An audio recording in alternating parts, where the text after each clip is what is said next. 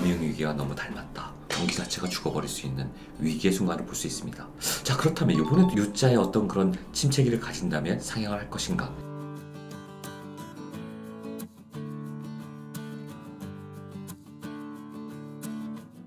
안녕하세요. 삼삼한 부동산의 양재용 소장입니다. 많은 분들이 지금 이 금융위기와 너무 닮았다. 오히려 더 위험하다. 국가가 위험한 수준에 처해 있다. 이러한 여러 가지 영상과 얘기들이 지금 나오고 있습니다. 그렇다면 우리 시장이 정말 그렇게 될까요? 어떨지 한번 같이 짚어보는 시간 갖도록 하겠습니다. 자, 지금 거래가 역대급이라고 하죠. 대한민국 역사 이래 이렇게 거래가 안 된 적이 없습니다. 그래프를 보시는 바와 같이 어떻습니까? 아파트 매매 거래량이 절벽 수준에 이어서 지금은 이제 월 600건도 안 된다고 그러지 않습니까? 600건, 500건, 400건 말이 됩니까? 이게 15,000건의 거래가 있던 것이 이제는 서울, 경기 말할 것도 없이 600건도 안 돼서 쭉쭉쭉 떨어지고 있다는 것은 말 그대로 이거는 경기 자체가 죽어버릴 수 있는 위기의 순간을 볼 수 있습니다. 또한 분양권, 입주권 시장도 마찬가지죠. 보십시오. 올해 1월 달부터 지금 12월 달까지 쭉 오고 있는데요. 어떻습니까? 거의 거래가 안 된다고 볼 수 있습니다. 그러니까 시장이 얼어붙다 못해서 이제는 거의 빙하기로 가고 있다는 표현이 정확할 것 같습니다. 그래서 과거의 침체기를 한번 봤습니다. 이렇게 시장이 안 좋고 얼어붙어 있으면 도대체 한 어느 정도 가는가라고 통계치를 보니까 2007년, 2008년 금융위기 때 이때 침체기가 오면서 한 5년 동안의 침체기가 오더라 이렇게. 그래서 이제 이 경우와 또 과거에 IMF 때도 그렇고 대략 한 5년 정도가 통계적으로 침체기가 오면 부동산에는 어느 정도 침체기가 온 다음에 U자 반등을 하더라. 보시다시피 어떻습니까? 나중에는 여기서 침체기가 왔지만 그냥 그대로 쭉 올라가지 않습니까? 물론 중간 출렁이지만 계속 우상향이더라 라는 그런 경험 데이터가 있었습니다. 자, 그렇다면 이번에도 U자의 어떤 그런 침체기를 가진다면 상향을 할 것인가? 자, 이런 얘기들이 있는데 일부 사람들은 U자 침체기가 아니라 거의 L자 어떻게 보면 스태그플레이션처럼 위험한 장기 침체로도 갈 수 있고 또 이것이 30% 40%가 아니라 50% 그 이상도 떨어질 수 있을 거라는 굉장히 절망적인 얘기를 또 하기도 합니다. 자, 과거를 한번 보자고요. 그럼 데이터를 보니까 과거에서 어떻게 보면은 어느 정도 좀 힌트를 얻을 수 있습니다. 주택시장 활성화 대책이 계속 나온다는 거죠. 왜요? 이 경기가 죽고 거래가 안 되고 빙하기면 어떻게 될까요? 대한민국 전체 경제가 위험해지는 겁니다. 주식시장뿐만 아니라 수출, 내수, 근데 이 내수에서도 부동산 거래가 돼서 좀 나라의 국고도 채워주고 세금도 걷어지고 왜 부동산세가 어마어마하거든요. 이 취득세, 양도세, 종합부동산세 어마어마합니다. 이런 부분에서 뭔가 세수가 거쳐야 되는데 아무것도 안 된다. 정부가 가만히 있을까요? 그래서 매번 정부에서 어떻게 됩니까? 너무나 커다란 침체, 급격한, 그러니까 말 그대로 이게 경착륙이잖아요. 비행기가 착륙할 때 연착륙을 이렇게 부드럽게 돼야지. 이 경착륙 때는 그냥 박살 나는 겁니다. 꼬리 날아가고 바퀴 날아가고 끝장나는 거예요. 그래서 경착륙이 안 되고 연착륙이 될 수 있게끔 유도를 하려고 정부 정책을 피는 거지 않습니까? 그러다 보니까 어떻습니까? 과거에 보니까 규제 오다가 수도권의 규제를 언제부터? 이때부터 완화해 줍니다. 2008년도부터 완화해 주고 보금자리 공급도 확대하고 전월세 완화시키고 투기적 거래 신고제 해제하고 양도세 중과 안 시키고 그다음에 분양가 상한제 폐지하고 양도세 감면하고 심지어는 미분양 주택 양도소득세 면제하고 취득세 또 인하해 주고 이런 식으로 계속 세금과 공급과 모든 면에서 규제를 완화시켜줘서 U자에 있는 요 밑에 있는 것들을 어떻게 합니까? 위쪽으로 끌어올리려고 정부가 여러 가지 정책들의 완화 정책과 활성화 정책을 내놓더라는 거죠. 그래서 안정화 정책까지 내놓는데 문제는 여기서 이제 규제로 가기 시작하니까 폭등을 하기 시작하죠. 30% 이상. 제가 요 그래프를 하나 더 보여드리면 타이밍마다 뭐가 있었습니까? 2007년도 8년도 금융위기, 그러니까 요 금융위기 때부터 요 한 5년 동안에 요 시기들을 사람들이 굉장히 많이 지금들 얘기합니다. 왜 얘기할까요? 당시에 한국은행 기준금리가 3.25%까지 급상승했어요. 이게 2009년부터 11년까지 한 1년 반 2년 내에 거의 1.25%라는 과거에 없었던 급격한 금리 인상이었습니다. 그러나 지금에 비하면 급격하지도 않은 거죠. 그래서 사람들이 전문가들이 얘기할 때 금리가 인상되더라도 금리가 인상되는 이 구간도 어땠다? 부동산 가격은 떨어지지 않았다. 그래서 금리가 인상돼도 많은 사람들이 그렇게 부동산 가격이 커다란 충격을 주지는 않을 것이다 라고 예측을 했습니다만 이번처럼 1년 만에 빅 스텝이니 자이언트 스텝이니 미국 따라서 같이 정말 뱁새가 황사 쫓아가다가 황새 쫓아가다 어떻게 합니까? 정말 찢어지는 일이 발생되고 있는 거죠. 경기가 위태로워지고 수출도 안 되고 쌍둥이 적자나고 이러니까 끝도 없이 또 올 수는 없는 상황이고 이런 절체절명의 순간에 지금 와닿고 있는 겁니다. 그런데 중요한 것은 이 금리 올리는 속도가 이때보다 더 가파르게 올라가니까 문제가 되는 거고요. 이런 상황에서 요 시기를 통과하고 나니까 어떻게 됩니까? 여러 가지 뭐 분양가 상한제 폐지하고 위쪽으로 이제 다시 올라가게 되는 거죠. 이렇게. 그 다음 그래프를 한번 보겠습니다.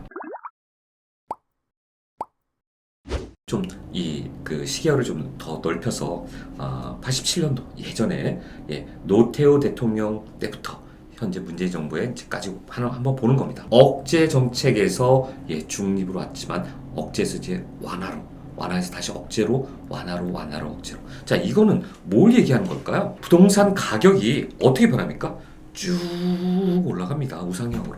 우상이 올라가는데 이거를 끌어올리기 위해서 각 정권마다 억제 정책을 쓰다가 갑자기 또 완화 정책을 쓰다가 다시 억제 정책 쓰다가 완화로 가는데 억제 정책을 쓸 때 엄청나게 가파르게 올라갑니다. 여기서 쭉 올라가잖아요.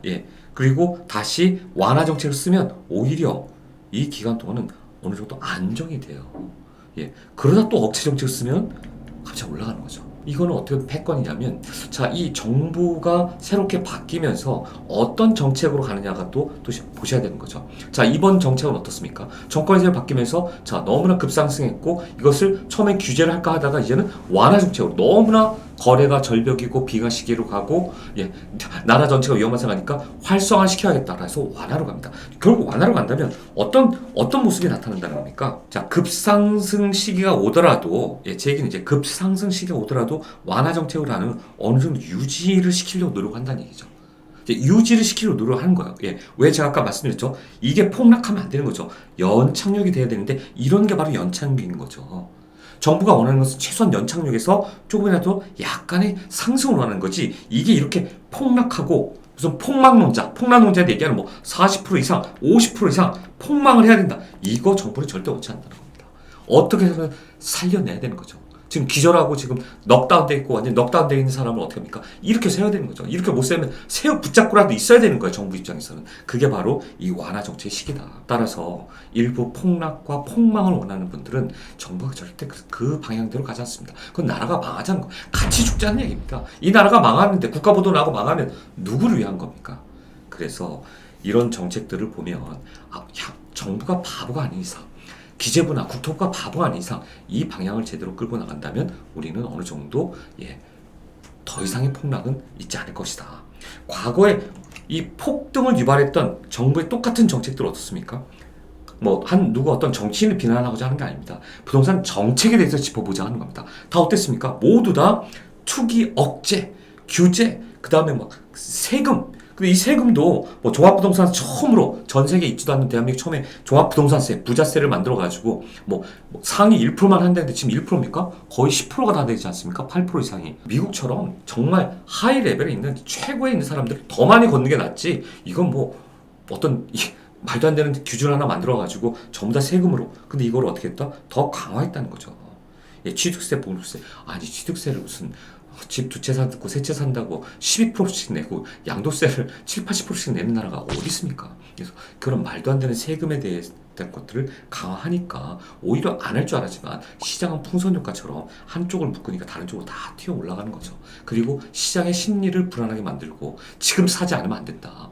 평생을 내가 월급쟁이로 사도 18년이 지나도 집을 못 산다는 어떤 그런 분위기를 계속 팽배시키면서 MZ세대를 자극하고 영끌하게끔 만들었던 것도 이런 정부 정책이 문제가 있었던 거죠. 시장의 심리를 너무 자극해 한 거죠.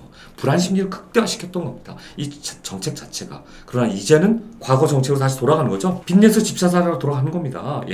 그러니까 LTV 규제 완화시켜주고, 그렇죠? 그 다음에 청년주택, 그 다음에 또 생애 최초 무주택자들 살 수 있게끔 또 계속 완화시켜주는 겁니다. 곧 임대사업자에 대한 혜택도 줄 것이고, 이들에 대한 어떤 취득세라든가, 생애 최초 구입자들 뿐만 아니라, 이들이 쉽게 살 수 있는 환경들을 좀 더 열어주지 않을까. LTV 뿐만 아니라, 특별히 그런 청년들이라든지 생애 최초라든지, 뭔가 무주택자들에 대한 어떤 그런 분들에 한해서는 LTV 뿐만 아니라, DSR이라든지 DTI라든지, 이런 부분들도 규제를 완화시켜줘서 해서 결국은 좀 활성화를 시켜서 이것이 어떻게 된다? 아까처럼 폭망하거나 폭락하지 않게 끌어가려고 준비하지 않겠느냐. 과거에 이제 하도 많은 분들이 2008년 금융위기보다 더 나빠지고 있다. 뭐 그때보다 더 심각하다는 얘기를 많이 해서 그 당시에 공통점, 지금과 비슷한 유사한 점, 그 차이점을 한번 짚어봤습니다. 보니까요. 공통점은 역시나 문재인 정권이나 예전 노무현 정권 때 그 사이에 한 30% 이상이 급등하더라. 급등에 똑같은 테마를 갖고 있는 거죠. 그리고 둘 다 규제. 지금은 어떻게 된다? 다 규제에서 이제 다 완화 텀으로 바뀌는 거죠. 그 당시 금리도 급상승 시켰는데 지금은 더 많이 급상승 시켰다.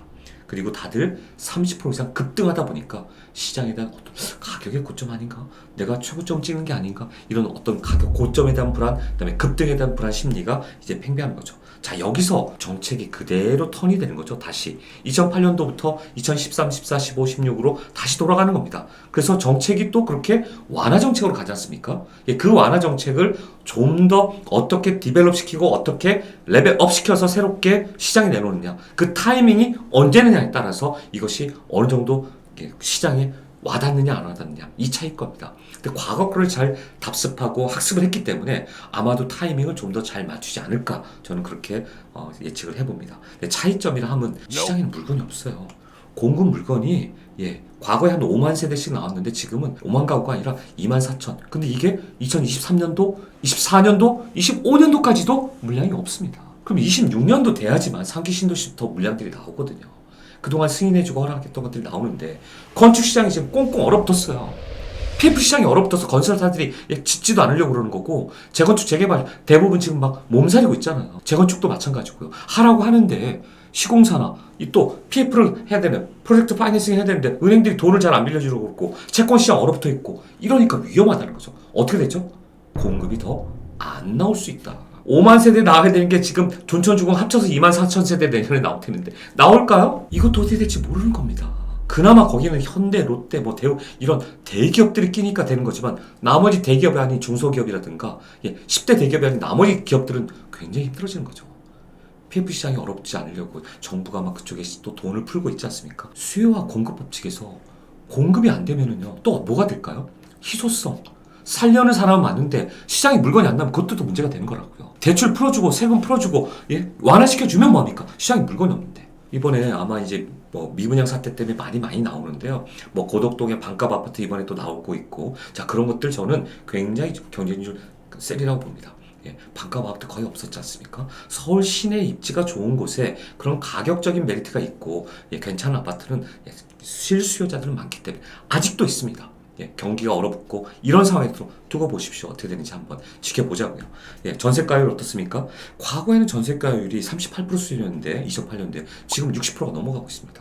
자, 전세가율이 높으면 과거에는 전세가 매매가격도 집값을 올렸는데 지금 좀 그런 분위기가 거꾸로 좀 나타나고 있지 않습니까?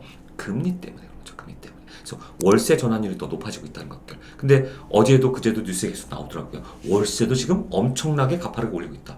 그럼 월세가 또 높아지면 다시 전세 올 수밖에 없는 거예요. 월세랑 전세 비율이 비슷하다면, 내야 될 이자가 비슷하다면, 그러니까 지금은 전세가 워낙 세니까 월세로 오는 거지만 이 월세도 결국 계속해서 집주인들이 오르게 되면 다시 또 전세 또 이런 압박이 올 수 있죠.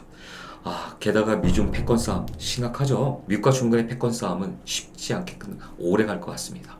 미국이 결코 중국을 가만두지 않을 것 같거든요. 거기에 우리나라 같은 정말 중간에 낀 나라가 정말 고래 싸움에 새우등 터지는 겁니다.